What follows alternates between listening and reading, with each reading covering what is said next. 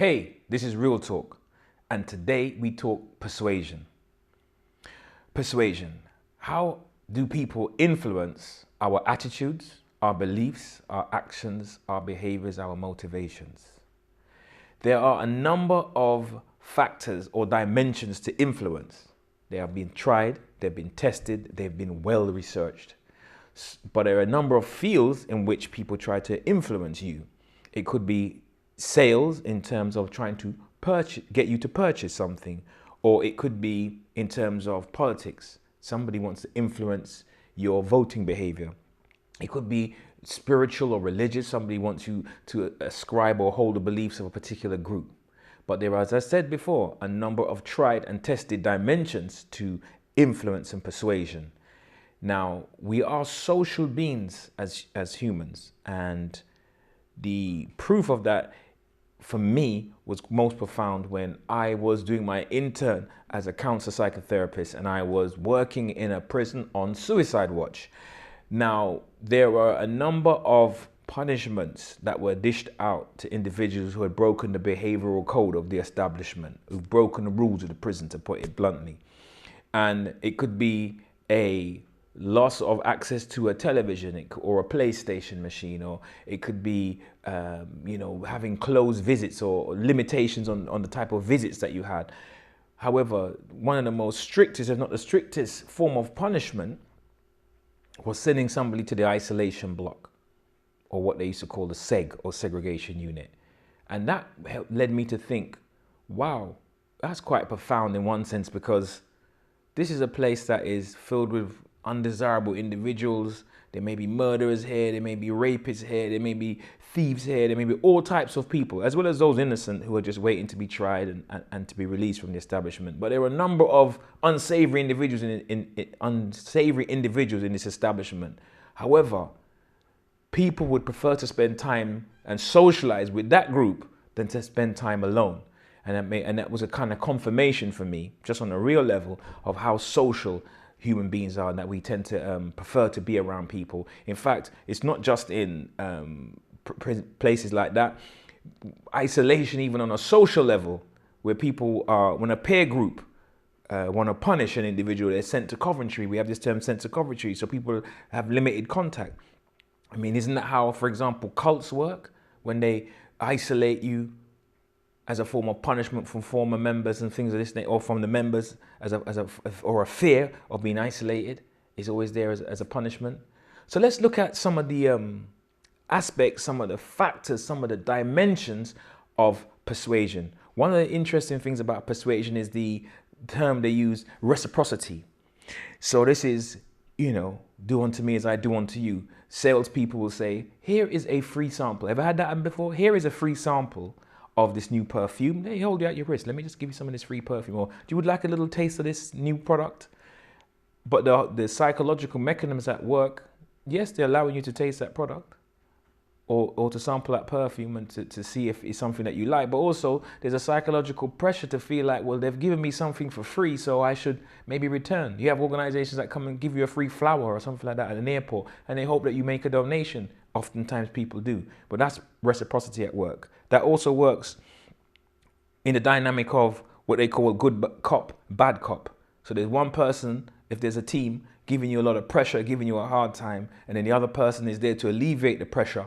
You've seen it in the movies, they're holding their partner off because the partner wants to give it to the suspect, and they say, no, cool down, calm down. And then they send him out the room, and it's, I'm helping you out, I'm there for you. I've saved your skin, so you got to give me some information. So that's the term, that's reciprocity at work. You also have something called social proof. When people, as humans, we're influenced by the group. When we see that something is popular, it creates a phenomena, and it's like a upward trajectory. It makes it more popular. Why the hell would you see people queuing outside of a store overnight for a particular phone or a particular electronic device, what's going to be available on day 3 or day 4? But because so many people are down there queuing up, it must be the best thing in town. I've got to have it, and I've got to have it today. I've got to have it the day that it's released. Social proof. We have the thing called authority we are influenced, we are persuaded very much by authority figures. This happens in advertising when the product is released, and they usually have an individual who is wearing a white coat, giving his or her thumbs up to the product, and then we're saying, well, they're an expert, they must know about this particular thing, and it seems as if it's being given, you know, by the experts have given it the all clear. We really are influenced by authority figures so much in this society. It's unreal. There was an experiment that was done by a psychologist some years ago, and it was repeated in a number of different locations, different cultures, what they call cross-cultural studies. And it was a Milgram's famous experiment about conformity.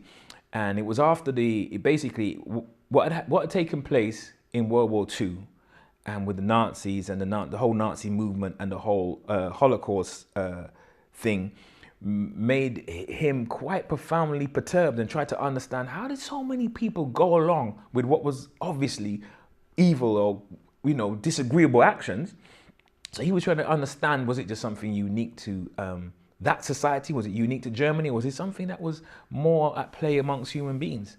And he set up an experiment where he had people who were posing as experiments, and they asked individuals to take part in this experiment where they were to test how much electricity could the human being withstand, you know, in terms of pain tolerance, something of this nature, pain tolerance. So they had an expert who was basically in on the experiment, telling them to attach this device. There was an individual that had electronic devices attached to them, but it wasn't really attached. It was just that the participant thought they were attached, and they were asked by the expert to administer more electricity incrementally.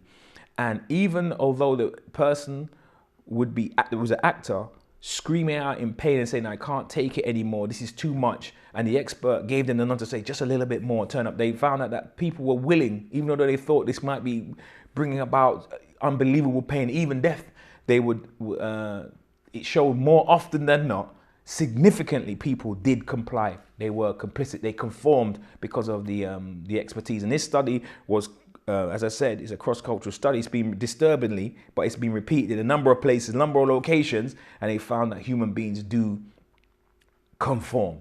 Human beings are influenced by their opinions, or are influenced by people that we consider as authority figures. That white coat was a symbol of authority. We're also influenced by people that we like. This is where you get the idea of the Tupperware party, because it's your friend invited you over, they like you, you know, you cool with them, it's a friendly thing, or the Avon party, or whatever the product is that you will purchase, because, you know, it's done in that environment. It's not a stranger coming to your home. It's, you know, your friends put the party on, you know, so that's how you're influenced. There's also scarcity is another persuasive advice that advertisers use. They tell you that this is a limited offer. So in other words, it's scarce. It's only for a limited time. It's not indefinite. It's going to go up. The price is going to be all limited numbers. Tickets are selling fast. Book now. Book now. Give you a command. There's another method. And also there's the unity principle, which is, there are other principles, but this is one of the final principles that I want to talk about today, which is the unity principle, where it's me and you are alike. So sometimes you have salespeople who, when they're speaking to you and they're making conversation, they're trying to sell you a particular product, and they're asking you about yourself.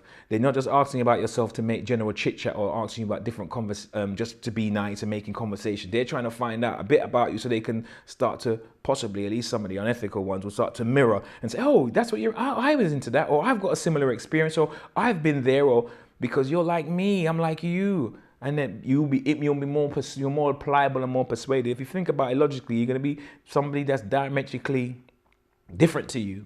Are you likely to be persuaded by them more or less than a person who you share so much in common? Hey, you know, we've got a rapport.